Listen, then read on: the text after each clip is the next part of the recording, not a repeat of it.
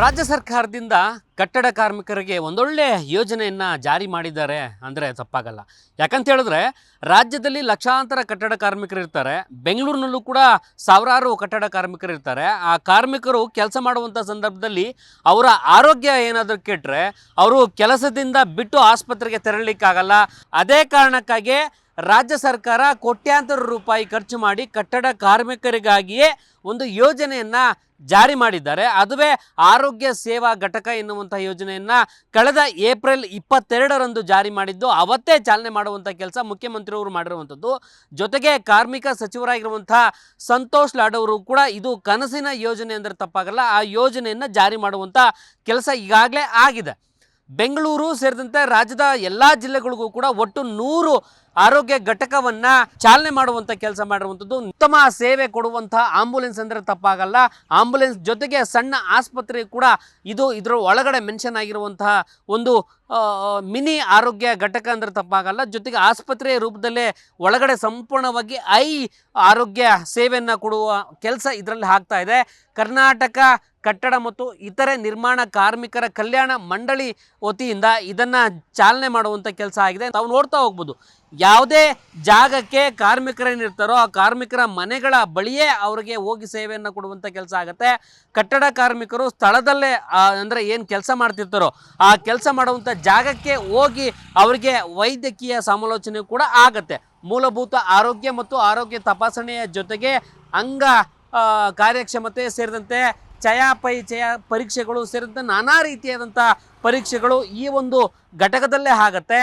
ಪ್ರಮುಖವಾಗಿ ಹೇಳೋದಾದರೆ ಸಂತೋಷ್ ಲಾಡ್ ಅವರ ಕನಸಿನ ಒಂದು ಯೋಜನೆ ಅಂದರೆ ತಪ್ಪಾಗಲ್ಲ. ಆ ಯೋಜನೆಯೇ ಈ ಒಂದು ಘಟಕಗಳ ಸ್ಥಾಪನೆಗೆ ಪ್ರಮುಖವಾದಂಥ ಕಾರಣ ಆಗಿರುವಂಥದ್ದು. ಹಾಗಾದರೆ ಒಳಗಡೆ ಏನೆಲ್ಲ ಸೇವೆಗೆ ಸಿಗ್ತವೆ ಅಂದರೆ ಕಟ್ಟಡ ಕಾರ್ಮಿಕರಿಗೆ ಏನೆಲ್ಲ ಆರೋಗ್ಯ ಸೇವೆ ಒಳಗಡೆ ಸಿಗುತ್ತೆ ಎನ್ನುವಂಥ ನಿಟ್ಟಿನಲ್ಲಿ ಒಳಗಡೆ ನಾನು ನಿಮಗೆ ಬ್ರೀಫ್ ಆಗಿ ಉತ್ತರವನ್ನು ಕೊಡುವಂಥ ಕೆಲಸ ಮಾಡ್ತಾನೆ. ಜೊತೆಗೆ ಒಳಗಡೆ ಸಾಕಷ್ಟು ಸಿಬ್ಬಂದಿಗಳಿರ್ತಾರೆ, ಒಬ್ಬರು ವೈದ್ಯರು ಇರ್ತಾರೆ, ಸೇರಿದಂತೆ ನಾನಾ ರೀತಿಯಾದ ಸಿಬ್ಬಂದಿಗಳು ಕೂಡ ನೇಮಕ ಮಾಡುವಂಥ ಕೆಲಸ ಆಗಿದೆ. ಒಳಗಡೆ ಎಂಟ್ರಿ ಆಗಿ ಎಲ್ಲ ವಿಚಾರಗಳನ್ನು ಕೂಡ ಒಳಗಡೆ ಹೋಗಿ ತಿಳಿಸ್ಕೊಡ್ತೇನೆ ಬನ್ನಿ.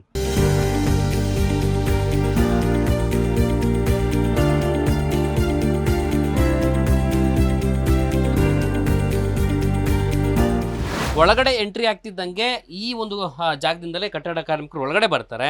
ಕಟ್ಟಡ ಕಾರ್ಮಿಕರನ್ನು ರಿಸೀವ್ ಮಾಡಿಕೊಳ್ಳಿಕ್ಕೆ ಸಾಕಷ್ಟು ಒಂದು ವ್ಯವಸ್ಥಿತವಾದಂಥ ಯೋಜನೆಯು ಕೂಡ ಒಳಗಡೆ ಕೈಗೊಂಡಿರುವಂಥದ್ದು. ಅವ್ರು ಬರ್ತಿದ್ದಂಗೆ ಕೂರಿಸುವಂಥ ಕೆಲಸ ಆಗುತ್ತೆ. ಇಲ್ಲೇ ರಿಜಿಸ್ಟರ್ ಆಗುತ್ತೆ. ರಿಜಿಸ್ಟರ್ ಆಗಿ ಕಟ್ಟಡ ಕಾರ್ಮಿಕರೇನು ಅವರು ಒಂದು ಕಾರ್ಡ್ ಕೊಟ್ಟಿರ್ತಾರಲ್ಲ ಆ ಕಾರ್ಡನ್ನು ತೆಗೆದುಕೊಂಡು ಬಂದರೆ ಇಲ್ಲೇ ಒಬ್ಬರು ಒಂದು ಸ್ಟಾಫ್ ಇರ್ತಾರೆ. ಅವರನ್ನು ಎಂಟ್ರಿ ಆಗ್ತಿದ್ದಂಗೆ ಕಾರ್ಡನ್ನು ಮೆನ್ಷನ್ ಮಾಡ್ಕೊಳ್ತಾರೆ, ಎಂಟ್ರಿ ಮಾಡ್ಕೊಳ್ತಾರೆ. ಅದಾದ ಬಳಿಕ ಒಳಗಡೆ ಬರ್ತಿದ್ದಂಗೆ ಎಲ್ಲ ರೀತಿಯಾದಂಥ ಸೇವೆಗೂ ಕೂಡ ಅಂದರೆ ಹಾರ್ಟ್ ಸಂಬಂಧಪಟ್ಟಾಗಿರ್ಬೋದು, ಜ್ವರ, ತಲೆನೋವು, ನೆಗಡಿ, ಕೆಮ್ಮು ಸೇರಿದಂತೆ ಲಿವರ್ ಸಮಸ್ಯೆ ಏನಾದರೂ ಕೂಡ ಇದ್ದರೆ ಅದನ್ನು ಇಲ್ಲೇ ಬ್ಲಡ್ ಅಂದರೆ ಯೂರಿನನ್ನು ತೆಗೆದುಕೊಂಡು ಟೆಸ್ಟ್ ಮಾಡುವಂಥ ಎಲ್ಲ ತಂತ್ರಜ್ಞಾನವೂ ಕೂಡ ಒಳಗಡೆ ಒಂದೇ ಸ್ಪಾಟ್ನಲ್ಲಿ ಇರಿಸುವಂಥ ಕೆಲಸ ಆಗಿದೆ. ಇದೇ ಕಾರಣಕ್ಕಾಗಿ ಇದು ಉತ್ತಮವಾದಂಥ ಸೇವೆ ಅಂದರೆ ತಪ್ಪಾಗಲ್ಲ. ನೋಡ್ತಾ ಹೋಗ್ಬೋದು, ಸ್ಟಾಫ್ಗಳು ಕೂಡ ಸುಮಾರು 6ರಿಂದ 8 ಸ್ಟಾಫ್ಗಳು ಇಲ್ಲಿ ಒಳಗಡೆನೇ ನಿಯೋಜನೆ ಮಾಡುವಂಥ ಕೆಲಸ ರಾಜ್ಯ ಸರ್ಕಾರ ಮಾಡಿರುವಂಥದ್ದು. ಒಬ್ಬರು ಡಾಕ್ಟರ್ ಇರ್ತಾರೆ, ಒಬ್ಬರು ನರ್ಸ್ ಇರ್ತಾರೆ, ಅವ್ರ ಜೊತೆಗೆ ಇನ್ನೂ ಹೆಚ್ಚುವರಿಯಾಗಿ ಸಿಬ್ಬಂದಿಗಳನ್ನು ಕೂಡ ಒಳಗಡೆ ನಿಯೋಜನೆ ಮಾಡುವಂಥ ಕೆಲಸ ಈ ಒಂದು ಯೋಜನೆಯಲ್ಲಿ ಒಂದು ವ್ಯವಸ್ಥೆ ಮಾಡಲಾಗಿದೆ ಅಂದರೆ ತಪ್ಪಾಗಲ್ಲ. ಪ್ರಮುಖವಾಗಿ ಇಲ್ಲಿ ಆಕರ್ಷಣೆ ಇರುವಂಥದ್ದು, ಜೊತೆಗೆ ಉತ್ತಮ ಸೇವೆ ಕೊಡ್ತಾ ಇದ್ದಾರೆ ಎನ್ನುವಂಥದ್ದಕ್ಕೆ ಇದು ಸ್ಪಷ್ಟವಾದಂಥ ಉದಾಹರಣೆ ಅಂದರೆ ತಪ್ಪಾಗಲ್ಲ. ಈ ಒಂದು ವ್ಯವಸ್ಥೆ ನೀವು ನೋಡಿರ್ಬೋದು. ಕಟ್ಟಡ ಕಾರ್ಮಿಕರು ಕೆಲಸ ಮಾಡುವಂಥ ಸಂದರ್ಭದಲ್ಲಿ ಅವರಿಗೆ ಹಾರ್ಟ್ ಸಂಬಂಧಪಟ್ಟಾಗೆ ಸೇರಿದಂತೆ ನಾನಾ ರೀತಿಯಂಥ ಸಮಸ್ಯೆಗಳು ಬರ್ತಾ ಇದ್ದಾವೆ ಎನ್ನುವಂಥ ನಿಟ್ಟಿನಲ್ಲಿ ಅವರು ಹೋಗಿ ಆಸ್ಪತ್ರೆಗೆ ಹೋಗಿ ದುಡ್ಡು ಕೊಟ್ಟು ತೋರಿಸ್ಕೊಳ್ಳಿಕ್ಕಾಗಲ್ಲ. ಅವರು ತೀರಾ ಬಡವರು ಇರ್ತಾರೆ. ಇದೇ ಕಾರಣಕ್ಕಾಗಿ ಆಸ್ಪತ್ರೆಗೆ ಹೋಗಿ ಸಮಯ ಕೂಡ ಕೊಡೋಕ್ಕಾಗಲ್ಲ. ಅದೇ ಕಾರಣಕ್ಕಾಗಿ ಈ ಒಂದು ಜಾಗದಲ್ಲೇ ಈ ಒಂದು ಮಿನಿ ಘಟಕ ಏನಿದೆಯೋ, ಆರೋಗ್ಯ ಸೇವೆ ಕೊಡ್ತಿರುವಂಥ ಆರೋಗ್ಯ ಘಟಕ ಏನಿದೆಯೋ, ECG ವ್ಯವಸ್ಥೆಯನ್ನು ಕೂಡ ಒಟ್ಟಾರೆಯಾಗಿ ಮಾಡಿರುವಂಥದ್ದು. ಇದಿಷ್ಟೇ ಅಲ್ಲ, ಒಳಗಡೆ ನಾನಾ ರೀತಿಯಾದಂಥ ಆರೋಗ್ಯ ಸೇವೆಯನ್ನು ಕೊಡುವಂಥ ಕೆಲಸ ಆಗ್ತದೆ. ಒಳಗಡೆ ಇರುವಂತಹ ಒಬ್ಬ ವೈದ್ಯರೇನಿರ್ತಾರೋ ಅವರೇ ಸಂಪೂರ್ಣವಂಥ ಮಾಹಿತಿಯನ್ನು ಕೊಡ್ತಾರೆ. ಅವರನ್ನು ಕೇಳ್ತಾ ಹೋಗೋಣ, ಅವರೇ ಎಕ್ಸ್ಪ್ಲೈನ್ ಮಾಡ್ತಾ ಹೋಗ್ತಾರೆ.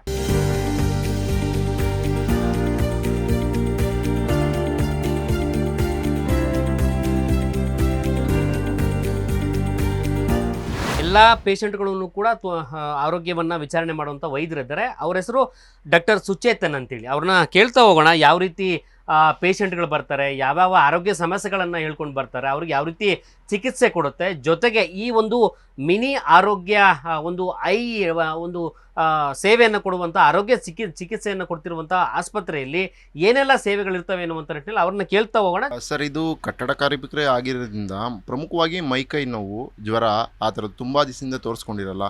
ಮತ್ತು ಏನಂತಂದರೆ ಬಿ ಪಿ ಪ್ರಾಬ್ಲಮ್ ಅಂತ ಬರ್ತಾರೆ, ಶುಗರ್ ಅಂತ ಬರ್ತಾರೆ, ತುಂಬ ದಿವಸದಿಂದ ತೋರಿಸ್ಕೊಂಡಿರಲ್ಲ. ಅವರಿಗೆ ಕೂಡ ಎಲ್ಲ ಕೂಡ ಮೆಡಿಸಿನ್ ಸಪ್ಲೈ ಇದ್ದಾವೆ.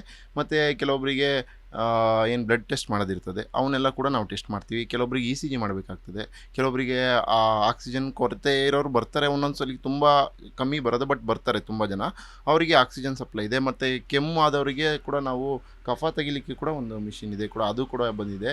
ಸೊ ಎಲ್ಲ ಇದೆ ಸರ್, ಲೈಕ್ ಎಲ್ಲ ಕೂಡ ಡಿಜಿಟಲಿ ನಾವು ಅಪ್ಲೋಡ್ ಮಾಡ್ತಾ ಹೋಗ್ತೀವಿ. ಯಾವುದು ಕೂಡ ನಾವು ಯಾವ್ದು ಮ್ಯಾನ್ಯಲಲ್ಲಿ ಏನು ಬರೆಯೋದಿಲ್ಲ ಸರ್, ಎಲ್ಲದು ಕೂಡ ಡಿಜಿಟಲಿ ಅಪ್ಲೋಡ್ ಮಾಡೋದ್ರಿಂದ ಡಿಜಿಟಲಿ ಕನ್ಸಲ್ಟೇಷನ್ ರೈಸ್ ಮಾಡ್ತೀವಿ. ಅವರೆಲ್ಲ documents, labour card, Aadhaar card ಎಲ್ಲ ನಾವು ಡಾಕ್ಯುಮೆಂಟ್ಸ್ ತಗೊಂಡು ಕೂಡ ನಾವೆಲ್ಲ ಅಪ್ಲೋಡ್ ಮಾಡ್ತಾ ಹೋಗ್ತೀವಿ. ಈ ಒಂದು ಜಾಗದಲ್ಲಿ ಇದ್ದೀರಾ, ಈ ಒಂದು ಜಾಗದಲ್ಲಿ ಎಷ್ಟು ಪೇಷಂಟ್ಗಳು ಬರ್ತಾರೆ ಅಂತೇಳಿ? ಸರ್, ಕನಿಷ್ಠ ಅಂತಂದ್ರೆ 50ರಿಂದ 60 ಅಂತೂ ಮಿನಿಮಮ್ ಸರ್. ಅದು ಒಂದೊಂದು ಜಾಗದಲ್ಲಿ ಕನ್ಸ್ಟ್ರಕ್ಷನ್ ಸೈಟ್ ಗೊತ್ತಂದ್ರೂ 100-150 ಮೇಲೆ ಹೋಗ್ತದೆ ಸರ್. ಸೊ ಆದ್ದರಿಂದ ನಮಗೆ ಎಲ್ಲ ಮೆಡಿಸಿನ್ಸ್ ಸರ್ ಒಂದು 15-20 ದಿವಸದಲ್ಲಿ ಖಾಲಿ ಆಗ್ತವೆ. ಒಂದು ತಿಂಗಳಲ್ಲಿ ಮತ್ತೆ ಬರ್ತಾ ಇರ್ತವೆ ಸರ್. ಏನಿಲ್ಲ ಸರ್, ತುಂಬ ಸಪ್ಲೈ ಇದೆ ನಮಗೆಲ್ಲ, ರಿಯೇಜೆಂಟ್ಸು ಕೂಡ ಸಪ್ಲೈ ಇದೆ. ಮಿನಿಮಮ್ ಸರ್ 60ರಿಂದ 70 ಬರ್ತಾರೆ. ಒಂದೊಂದು ಅದು ಕಮ್ಮಿ ಸರ್. ಇನ್ನು ಕನ್ಸ್ಟ್ರಕ್ಷನ್ ಸೈಟ್ಗೆ ಹೋದಂತರೂ 100-150 200 ತಕ್ಕಲು ಹೋಗ್ತದೆ ಸರ್. ಎಲ್ಲರನ್ನೂ ಕೂಡ ಒಂದು ಮಂತಲ್ಲಿ ಎಷ್ಟು ಜನ ಟ್ರೀಟ್ಮೆಂಟ್ ಸಿಗ್ತಾ ಇದೆ ಅಂತೇಳಿ, ಎಷ್ಟು ಕಾರ್ಮಿಕರಿಗೆ? ಒಂದು ಮಂತ್ ಅಂತಂದರೆ ಸರ್, ಅಲ್ಲಿ ನೋಡ್ರಿ ಅದು ಡೈಲಿ 60ರಿಂದ 100 ಅಂತ ಹಾಕೊಂಡ್ರು ಒಂದು 2,500ದಿಂದ 3,000 ಹತ್ರ ಪೇಷಂಟ್ ನೋಡ್ತೀವಿ ಸರ್. ಅಷ್ಟೇ. ಈ ಒಂದು ಯೂನಿಟ್ ಅಲ್ಲಿ ಒಂದು ತಿಂಗಳಿಗೆ 2,500-3,000 ಕಾರ್ಮಿಕರಿಗೆ ಚಿಕಿತ್ಸೆ ಸಿಗ್ತಾ ಇದೆ. ಹೌದು ಸರ್, ಅಷ್ಟಂತೂ ಸಿಗ್ತದೆ ಸರ್. ಯಾಕೆಂದರೆ ಕೆಲವೊಂದು ದಿವಸ ವೇರಿ ಆಗ್ಬೋದು ಸರ್. ಅಷ್ಟೊಂದು 2,500 ಅಂತ ಮಿನಿಮಮ್ ಅಂತರ ಹೋಗ್ತಾ ಇರ್ತದೆ ಸರ್. ಏನಿಲ್ಲ ಅಷ್ಟು ಬರ್ತಾರೆ ಸರ್. 60 ಜನ, 100 ಜನ, 150 ಜನ ಆ ಥರ ಬರ್ತಾ ಇದ್ದಾರೆ ಸರ್. ಎಲ್ಲರಿಗೂ ಕೂಡ ನಾವು ಓಕೆ, ಕಂಪ್ಲೀಟ್ಲಿ ಇದು ಒಳಗಡೆ ಬರ್ತಿದ್ದಂಗೆ ಏನೆಲ್ಲ ಇರ್ಬೋದು ಎನ್ನುವಂಥಲ್ಲಿ ಕಾರ್ಮಿಕರಿಗೆ ಕನ್ಫ್ಯೂಸ್ ಇರುತ್ತೆ. ಅದೆಲ್ಲ ಎಕ್ಸ್ಪ್ಲೈನ್ ಮಾಡೋದಾದ್ರೆ ತೋರಿಸ್ಕೊಡ್ಬೋದಾ ನೀವು? ಹಾಂ ಸರ್, ಖಂಡಿತವಾಗಿ ಎಲ್ಲನೂ ಕೂಡ ನಿಮಗೆ ತೋರಿಸ್ಕೊಡ್ತೀನಿ ಬನ್ನಿ.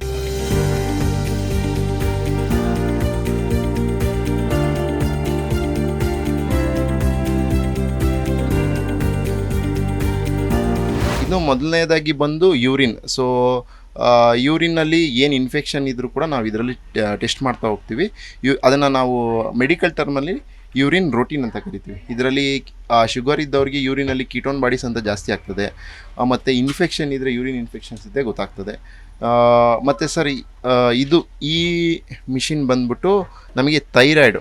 ಸೊ ಥೈರಾಯ್ಡ್ ಈಗ ಗೊತ್ತಿದೆ, ಈಗೀಗ ಬರ್ಬರ್ತಾ ಈಗೆಲ್ಲ ಥೈರಾಯ್ಡಿಗೆ ತುಂಬ ತೊಂದರೆ ಅಂತ ಬರ್ತಾರೆ. ಈ ಮಿಷಿನ್ ಬಂದ್ಬಿಟ್ಟು ನಮಗೆ ಥೈರಾಯ್ಡ್ ತೊಂದರೆ ಏನಿದ್ರು ಗೊತ್ತಾಗ್ತದೆ.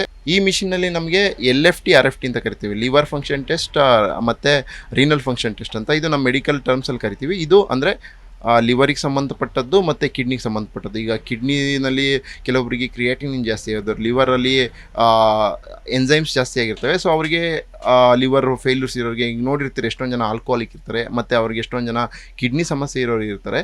ಸೊ ಅವರಿಗೂ ಕೂಡ ಈ ಮಿಷಿನಲ್ಲಿ ನಮಗೆ LFT ಮತ್ತು RFT ಬರ್ತಾ ಹೋಗುತ್ತೆ. ಈ ಮಿಷಿನ್ ಬಂದ್ಬಿಟ್ಟು ಸರ್ ನಾವು ESR ಅಂತ ಕರಿತೀವಿ. ಇದು ತುಂಬ ಲಾಂಗ್ ಟರ್ಮಾಗಿ ಇನ್ಫೆಕ್ಷನ್ ಇತ್ತಂದರೆ ಅದನ್ನು ಕ್ರೋನಿಕ್ ಇನ್ಫೆಕ್ಷನ್ಸ್ ಅಂತ ಕರಿತೀವಿ. ಅದು ಏನು TB ಅಂತ ಕರಿತೀವಿ. ಅದರಲ್ಲಿ ESR TB ನಮಗೆ ಬೇಕಾಗಿರೋದು ಭಾಳ ಇಂಪಾರ್ಟೆಂಟ್ ಸರ್. ESR ಜಾಸ್ತಿ ಆಗಿದರೆ ನಮಗೆ TB ಇದೆ ಅಂತ ಭಾಳ ನಮಗೆ ಅದು ಸೂಚನೆ. ಅದು ಈ ಎಲ್ಲ ರಿಪೋರ್ಟ್ಗಳು ಕೂಡ ನಮಗೆ ನಾವು ವಾಟ್ಸಪ್ಪನ್ನು ಮಾಡ್ತೀವಿ, ಡಿಪಾರ್ಟ್ಮೆಂಟ್ ಕಡೆಯಿಂದ ವಾಟ್ಸಪ್ ಕೂಡ ಮಾಡ್ತೀವಿ ಅವರಿಗೆಲ್ಲ ಕೂಡ. ಅದನ್ನು ಬೇರೆ ರೆಫರೆನ್ಸಿಗೂ ಕೂಡ ಉಪಯೋಗಿಸ್ಬೋದು. ಮತ್ತು ಇಲ್ಲಿ ನಮ್ಮ ಫಾರ್ಮಸಿ ಇದೆ ಸರ್, ಫಾರ್ಮಸಿ ರ್ಯಾಕ್ ಇದು. ಈಗ ನೋಡ್ಬೋದು ನಮಗೆ ಪ್ರತಿ ತಿಂಗಳು ಕೂಡ ಇಷ್ಟೊಂದು ಎಲ್ಲ ಮೆಡಿಸಿನ್ಸ್ ಕೊಟ್ಕೊಳ್ತಾರೆ ಸರ್. ನೀವು ಇಲ್ಲಿ ನೋಡ್ಬೋದು, ಇದು ಮಲ್ಟಿ ವಿಟಮಿನ್ಸು ಮತ್ತು ಅನಿಮಿಯಾ, ಅದರ ರಕ್ತ ಕಮ್ಮಿ ಇರೋರಿಗೆ, ಅದರಲ್ಲೂ ಮಹಿಳೆಯರಿಗೆ ಹೆಚ್ಚಿನಾಗಿ. ಸೊ ಅವರಿಗೆಲ್ಲ ಇದನ್ನು ಕೊಡ್ತಾ ಹೋಗ್ತೀವಿ. ಈ ಪರ್ಮೆಥ್ರಿನ್ ಲೋಷನ್ ಅಂತ ಸರ್, ಇದನ್ನು ಸ್ಕೇಬೀಸ್ ಅಂತ ಆಗ್ತದೆ, ಮೈಕೈ ಕಡಿತ. ಮತ್ತು ಅದರಲ್ಲೂ ಕಟ್ಟಡ ಕಾರ್ಮಿಕರಿಗೆ ಚರ್ಮ ರೋಗಗಳು ಅಂತವು ಜಾಸ್ತಿ, ಅವರಿಗೆಲ್ಲ ಕೂಡ ಇಲ್ಲೇ ಇದೆ ಸರ್. ನಮಗೆ ಏನು ಲೋಷನ್ ಇರ್ಬೋದು, ಅವರಿಗೆ ಅನಿಮಿಯಾ ಆಗಿತ್ತಂದರೆ ಟಾನಿಕ್ ಇರ್ಬೋದು. ಮತ್ತು ಈಗ ನೋಡ್ಬೋದು ಇಲ್ಲಿ ಕಣ್ಣಿಗೆ ಸಂಬಂಧಪಟ್ಟದ್ದು ಐ ಡ್ರಾಪ್ಸ್ ಇದ್ದಾವೆ ಸರ್. ಸಂಚಾರಿ ಆರೋಗ್ಯ ಘಟಕದಲ್ಲಿ ಒಬ್ಬರು ಕೂಡ ಡೆಸಿಗ್ನೇಟೆಡ್ ಫಾರ್ಮಸಿಸ್ಟ್ ಕೂಡ ಇರ್ತಾರೆ, ಅವ್ರು ಇಲ್ಲೇ ಇದ್ದಾರೆ, ನೀವು ನೋಡ್ಬೋದು. ಇವರು ಡೆಸಿಗ್ನೇಟೆಡ್ ಫಾರ್ಮಸಿಸ್ಟ್ ನಮಗೆ. ನಮ್ಮ ಸಂಚಾರಿ ಆರೋಗ್ಯ ಘಟಕದ ಲ್ಯಾಬ್ ಟೆಕ್ನಿಷಿಯನ್ ಇವರು. ನಮ್ಗೆ ಎಲ್ಲರಿಗೂ ಎಲ್ಲ ಯೂನಿಟಲ್ಲಿ ಆಯಾ ರ್ಯಾಕಿಗೆ ಸಂಬಂಧಪಟ್ಟ ಫಾರ್ಮಸಿಗೆ ಫಾರ್ಮಸಿಸ್ಟು ಮತ್ತು ಲ್ಯಾಬಿಗೆ ಲ್ಯಾಬ್ ಟೆಕ್ನಿಷಿಯನ್ಸ್ ಕೂಡ ಇರ್ತಾರೆ ಸರ್. ಇವಾಗ ಮುಂದೆ ಬಂದಾದಮೇಲೆ ನೀವು ಇಲ್ಲಿ ನೋಡ್ಬೋದು ವೇಯಿಂಗ್ ಮಿಷಿನ್ ಇದೆ, ಇವು ಕೂಡ ಬೇಕಾಗಿರೋದೆ. ಸೊ ಅದು ನಾರ್ಮಲಿ ಕೂಡ ನಾವು ಬಂದ ತಕ್ಷಣ ಇದನ್ನೇ ನೋಡೋದು ವೇಯಿಂಗ್ ಮಿಷಿನ್ನು. ಇದು ECG ಮಿಷಿನ್ ನೀವು ನೋಡ್ತಿರ್ಬೋದು. ಇಲ್ಲಿ ಮಾನಿಟರ್ ಇದೆ ಸರ್, ನಿಮಗೆ ಇಲ್ಲಿ ಮಾನಿಟರ್ ಇದೆ, ಇಲ್ಲೇ ಬಂದ್ಬಿಡ್ತದೆ ಸರ್. ಎಲ್ಲ ರಿಪೋರ್ಟ್ಸ್ ಇಲ್ಲೇ ಬರ್ತದೆ, ನಾವು ಇಲ್ಲೇ ನೋಡಿ ಡಯಾಗ್ನೋಸ್ ಮಾಡಿ ಎಲ್ಲ ಇಲ್ಲೇ ಕೊಟ್ಬಿಡ್ತೀವಿ ಸರ್. ಇಲ್ಲಿ ECG ಲೀಡ್ಸ್ ಅಂತ ಕರಿತೀವಿ ಸರ್ ನೀವು ಇದನ್ನೆಲ್ಲ.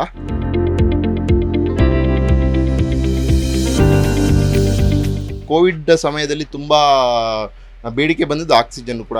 ಈ ಕೋವಿಡ್ ಸಮಯದಲ್ಲ ಸರ್, ಕೋವಿಡ್ ಮುಗಿದಾದ್ಮೇಲೂ ಕೂಡ ಆಕ್ಸಿಜನ್ ತುಂಬ ಇಂಪಾರ್ಟೆಂಟು ಸರ್.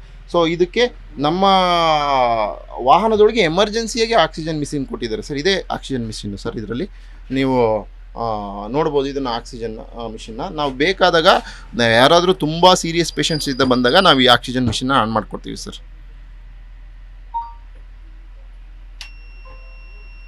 ಆನ್ ಆಗಿದೆ ಸರ್. ನಮಗೆ ಬೇಕಾದಾಗ ನಾವು ಈ ಮಿಷಿನನ್ನು ಆನ್ ಮಾಡಿಕೊಂಡು ಪೇಷಂಟ್ಸ್ಗಳಿಗೆ ಆಕ್ಸಿಜನ್ ಕೊಡ್ತೀವಿ ಸರ್.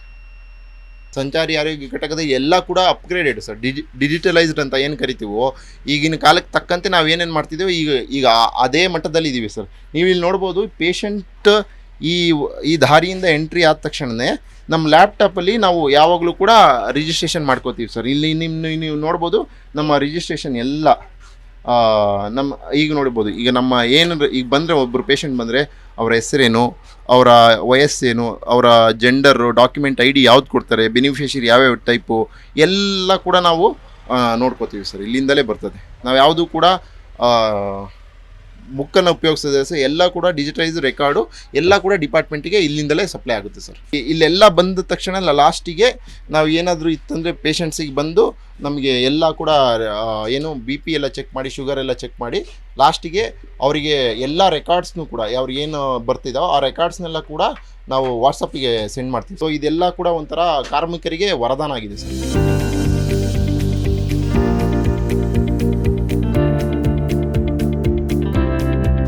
ಒಬ್ಬರು ಪೇರೆಂಟ್ ಬಂದಿದ್ದಾರೆ, ಅವ್ರನ್ನ ಕೇಳ್ತಾ ಹೋಗೋಣ ಏನು ಸಮಸ್ಯೆ ಇತ್ತು, ಡಾಕ್ಟ್ರುಗಳು ಅವ್ರನ್ನ ಹೇಗೆ ಸ್ಪಂದಿಸಿದ್ರು, ಯಾವ ರೀತಿ ಚಿಕಿತ್ಸೆ ಕೊಟ್ಟರು ಎನ್ನುವಂಥ ನಿಟ್ಟಿನಲ್ಲಿ. ಯಜಮಾನ್ರೆ ಹೇಳಿ, ನೀವು ಒಳಗಡೆ ಬಂದಿದ್ದೀರಾ, ಚಿಕಿತ್ಸೆ ತೊಗೊಂಡಿದ್ದೀರಾ, ನಿಮಗೆ ಸೇವೆ ಯಾವ ರೀತಿ ಆಗ್ತಾ ಇತ್ತು, ನಿಮ್ಗೇನು ಸಮಸ್ಯೆ ಇತ್ತು? ನನಗೆ BP ಇತ್ತು ಸರ್, BP ಜಾಸ್ತಿ ಇತ್ತು ರೆಗ್ಯುಲರ್. ಅದೇ ಟ್ರೀಟ್ಮೆಂಟ್ ಕೈಗಾಲ ನೋವು ಸರ್. ಊಟ ಮಾಡಿದ್ರೆ ನೈಟ್ನಲ್ಲಿ ಊಟ ಮಾಡಿದ್ರೆ ಜೀರ್ಣ ಆಗೋದಿಲ್ಲ.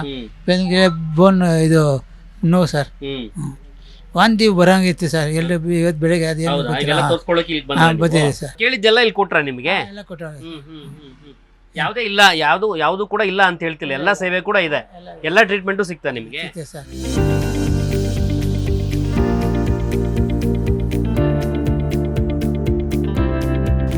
ನೋಡಿದ್ರಲ್ಲ, ಕಾರ್ಮಿಕ ಸಚಿವರಾಗಿರುವಂಥ ಸಂತೋಷ್ ಲಾಡ್ ಅವರ ಕನಸಿನ ಕೂಸು ಈ ಆರೋಗ್ಯ ಅಂದರೆ ಸಂಚಾರಿ ಆರೋಗ್ಯ ಘಟಕ ಸೇವೆಯನ್ನು ಕಳೆದ ಏಪ್ರಿಲ್ನಲ್ಲಿ 100 ವೆಹಿಕಲ್ಗಳನ್ನು ರಾಜ್ಯಾದ್ಯಂತ ಕಟ್ಟಡ ಕಾರ್ಮಿಕರಿಗೆ ಉದ್ಘಾಟನೆ ಮಾಡುವಂಥ ಕೆಲಸ ಆಗುತ್ತೆ. ಅದೇ ಕಾರಣಕ್ಕಾಗಿ ಪ್ರತಿ ಜಿಲ್ಲೆಯಲ್ಲೂ ಕೂಡ 3 ಆರೋಗ್ಯ ಘಟಕ ಈ ಒಂದು ವೆಹಿಕಲ್ಗಳನ್ನು ಕೊಟ್ಟಿರುವಂಥದ್ದು. MMU ವೆಹಿಕಲ್ಗಳನ್ನು ಈ ಒಂದು ಸೇವೆಯನ್ನು ಒಟ್ಟು ರಾಜ್ಯಾದ್ಯಂತ ನೀಡುವಂಥ ಕೆಲಸ ಆಗ್ತಾ ಇದೆ. ಪ್ರತಿದಿನ ಒಂದು ವೆಹಿಕಲ್ನಲ್ಲಿ 150ರಿಂದ 200 ಕಟ್ಟಡ ಕಾರ್ಮಿಕರು ಆರೋಗ್ಯವನ್ನು ತೋರಿಸ್ಕೊಳ್ಳುವಂಥ ಕೆಲಸ ಮಾಡ್ತಾರೆ, ಚಿಕಿತ್ಸೆ ಒಳಪಡುವಂಥ ಕೆಲಸ ಆಗುತ್ತೆ. ಅವರಿಗೆ ಅದೇ ಸ್ಪಾಟ್ನಲ್ಲೇ ECG ವ್ಯವಸ್ಥೆ ಆಗ್ಬೋದು, ಯೂರಿನ್ ಟೆಸ್ಟು, ಬ್ಲಡ್ ಟೆಸ್ಟು ಸೇರಿದಂತೆ ಏನೇ ಸಮಸ್ಯೆ ಇದ್ದರೂ ಕೂಡ ಒಂದೇ ಸ್ಪಾಟ್ನಲ್ಲಿ ಡಿಜಿಟಲೈಸ್ ಅಂದರೆ ಎಲ್ಲ ಇಲ್ಲೇ ಒಂದೇ ಜಾಗದಲ್ಲಿ ಸಿಗುತ್ತೆ. ಹೆಚ್ಚುವರಿಯಾಗಿ ಏನಾದರೂ ಚಿಕಿತ್ಸೆ ಅವಶ್ಯಕತೆ ಇದ್ದರೆ ಇವರೇ ಒಂದಷ್ಟು ಸ್ಪಂದನೆ ಕೊಡ್ತಾರೆ, ಜೊತೆಗೆ ಸೂಚನೆಯನ್ನು ಕೂಡ ಕೊಟ್ಟು ಕಳಿಸುವಂಥ ಕೆಲಸ ಇಲ್ಲಿರುವಂಥ ಸಿಬ್ಬಂದಿಗಳೇ ಮಾಡ್ತಾ ಇದ್ದಾರೆ. ಇದಿಷ್ಟು ಸದ್ಯ ಒಂದು ಸೇವೆಯನ್ನು ಕೊಡ್ತಿರುವಂಥದ್ರ ಜೊತೆಗೆ 100 ವೆಹಿಕಲ್ಗಳೇನಿದಾವೋ 100 ವೆಹಿಕಲ್ಗಳ ಜೊತೆಗೆ ಇನ್ನಷ್ಟು ವೆಹಿಕಲ್ಗಳು ಬೇಕಾಗುತ್ತೆ ಎನ್ನುವಂಥ ನಿಟ್ಟಿನಲ್ಲಿ ಅವಶ್ಯಕತೆ ಇದೆ ಎನ್ನುವಂತಹ ಮಾಹಿತಿ ಕೂಡ ಇದೆ.